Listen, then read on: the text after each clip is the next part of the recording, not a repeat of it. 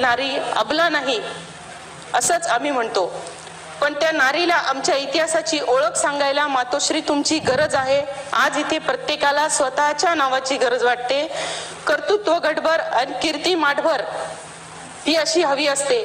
देशाला विचार देणाऱ्या या हरवत चाललेल्या महाराष्ट्रातील विचाराला मातोश्री अहिल्यादेवी तुमची गरज आहे।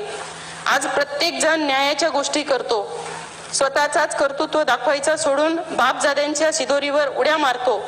म्हणूनच मातोश्री अहिल्यादेवी सामान्य घरातून येऊन आभाळभर कीर्ती करण्यासाठी आजच्या पिढीला तुमची गरज आहे। प्रत्येक जण जाती जातीवर बोलतो आहे, स्वतःची जात मोठी बाकी सगळ्यांना विसरतो आहे। म्हणूनच ह्याच माझ्या मातीला मातोश्री अहिल्यादेवी तुमच्या धर्मनिरपेक्षतेची गरज आहे। आज न्यायासाठी जनता रस्त्यावर गर्दी करते आहे, संधी साधू मंडळी अखंड राजकारण करते आहे।